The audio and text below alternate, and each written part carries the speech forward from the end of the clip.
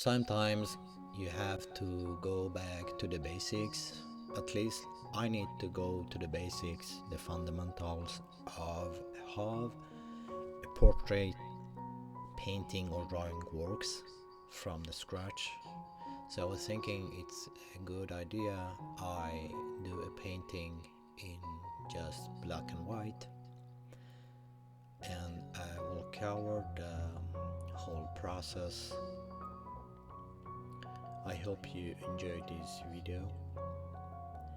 My name is Milo and welcome to my channel. Painting a portrait in oil using only black and white, known as grisaille, is a fantastic way for beginners to learn the fundamentals of form, light and shadow without the complexity of colors. It focuses on values, so basically how light or dark something is, to create a realistic three-dimensional look. This monochrome approach has been used by many masters like Rembrandt, and it is a great for building skills in observation and blending. The process is so much forgiving with oils because they dry slowly, allowing you to work wet on wet and make adjustments. I tried to cover the whole workflow: preparations, drawing, blocking in, creating transitions, and using lost and found edges, and finishing. Take your time because oil painting rewards patience. The material you need for a study like this, so you can use canvas or just MDF panel. I use MDF panel. The size is 20 by 30 centimeters, or you can use 8 by 10 inches. And the paints I use is Ivory black and titanium white. I will avoid the cheapest brands, paint brands. So it's a good idea to go for artist quality for better blending. And brushes I use 2-3 brushes, and the sizes is 2, 4 and 6 inches, and I use a small one for the details.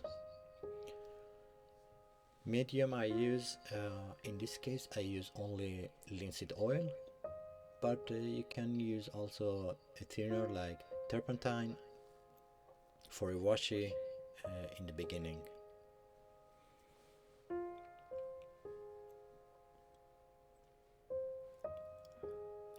So you could, I could start this drawing with pencil or charcoal. That's maybe easier in the beginning for a beginner.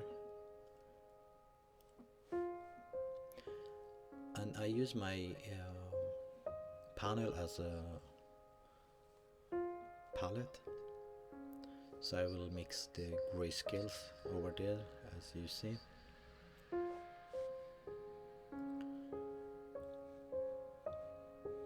And you need a palette knife for mixing maybe some details also in the eyes.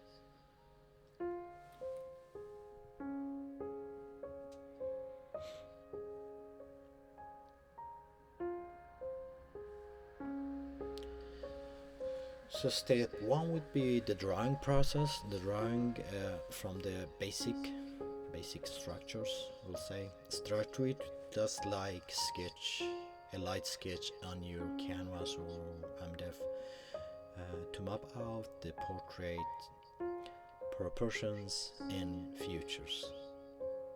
This is your foundation.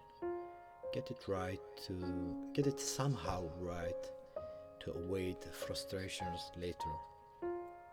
I usually use fast blocking, as you saw, but the drawing is not perfect, not correct in the beginning, but I will adjust during the process.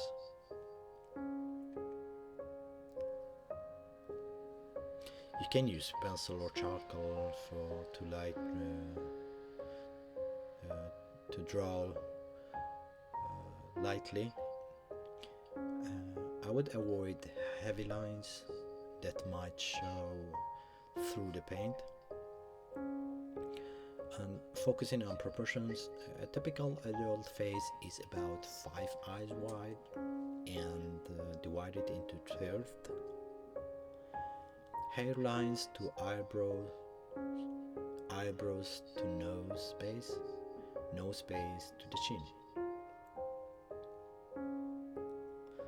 I will draw loosely, capture the big shapes first: head oval, neck, shoulders. In this case we don't have so much shoulders. And then features like eyes, nose and mouth, like you saw. I started with the center line, the nose.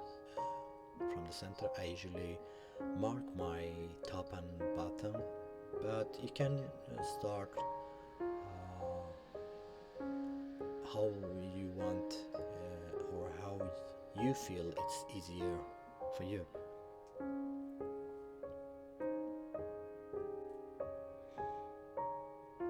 You can measure with your thumbs or a brush held at arm's length to compare distance. But when you have done a lot of portraits, so you can just see very easy the features, and you can move them around.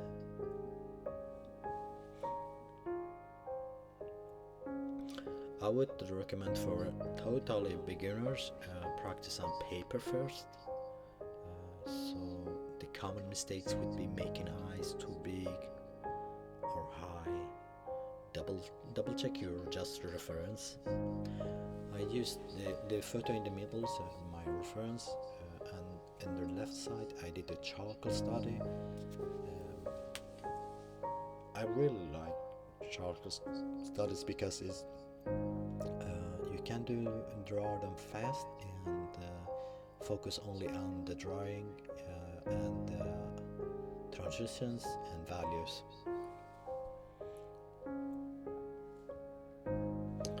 Step 2 would be blocking in the values.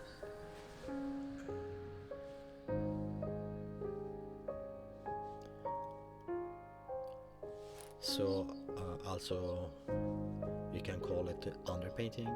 Once your drawing is set, block in the major areas of light and dark.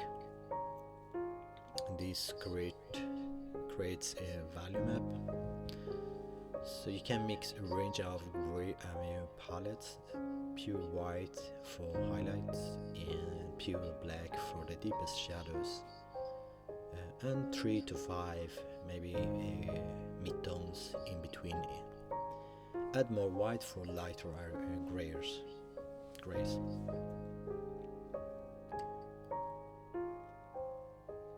You can use thin paint. Add medium for wash-like layer. Start with mid-tones to cover the canvas naturally. Then add darker shadows under chin, eye sockets, and lighter areas, forehead and cheeks. I will always recommend work from big to small. Paint large shapes first, ignoring details.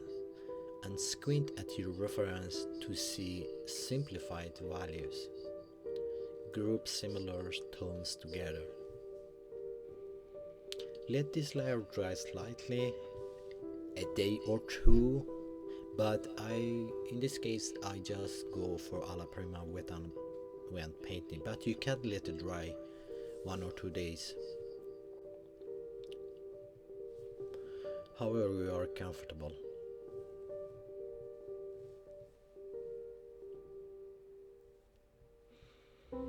This tip is about establishing contrast.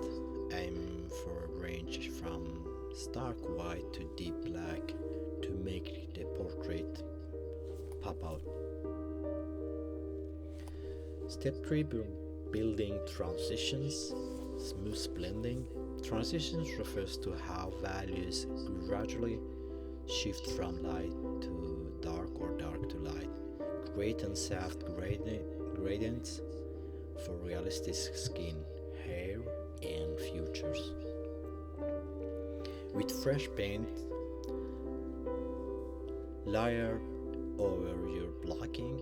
Use a dry brush or soft filbert to blend edges where values meet.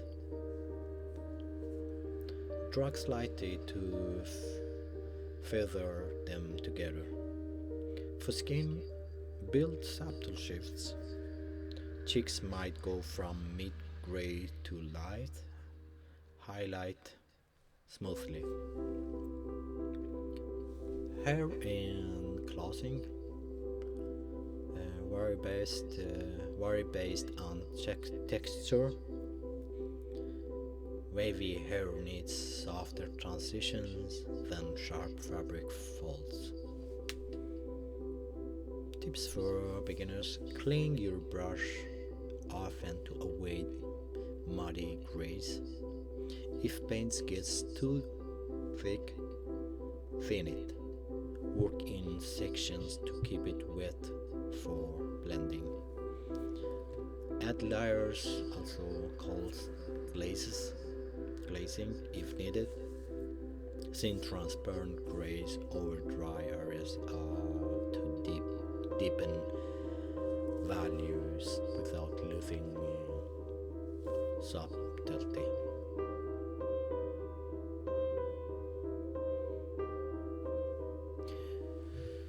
Patience here prevents a flat look. Good transitions make forms feel rounded and lifelike.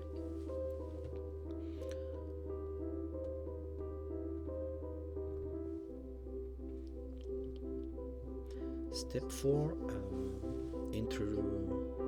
incorporating lost and found edges. Edges are where shapes meet, and lost and found is a key concept for depth and focus. Hard edges, also called found, crisp and defined, like the edges of eyelid or a sharp jawline in light. Use less blending and a loaded brush for this. Soft edges, also called lost, blurry or faded, like hair blending into background, or a cheek shadow melting away. Blend aggressively or use a dry brush to soften. Why it matters. Lost edges recede, drawing the eye to found edges. Emphasize eyes and mouth for expressions. This creates illusion of depth. Foreground sharp, background softer. In practice, Analyze your reference, where does light blur edges.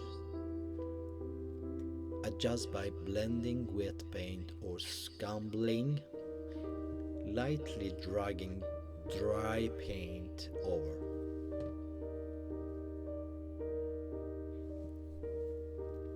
What I see beginners do, make everything sharp. Experiment to see how softened edges adds mystery and realism.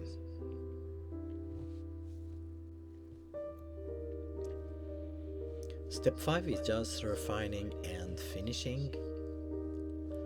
Now it's time to pull it all together with details. Add finer features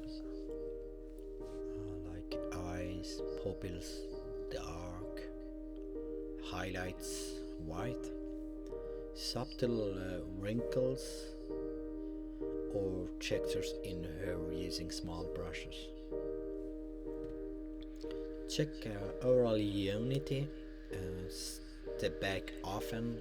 I usually do this like step back 2-3 steps or 3 to 5 meters, and sometimes squinting my eyes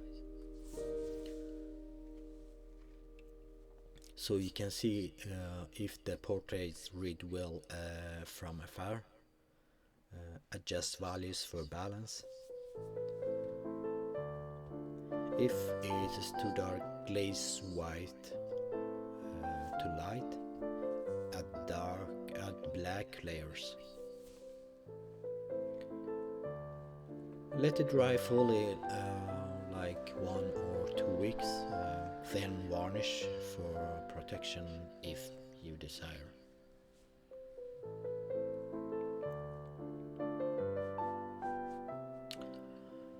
Overworking leads to muddiness. Know when to stop. Practice on multiple pieces to improve. When someone asks me, I usually recommend do the same portrait at least 10 times. Do a pencil drawing, a charcoal drawing, a color study, a value study, then the actual portrait like a few times.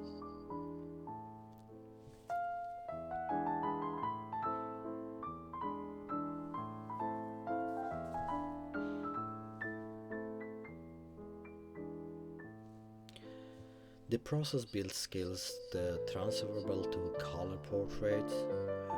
Start simple. Use a mirror for self-portraits if you don't have any model or any reference, and enjoy the meditative flow of oils. If you have a specific reference or questions, feel free to ask in the comment or just send me a DM. I hope you enjoyed the process and good luck with your art journey. See you in the next time.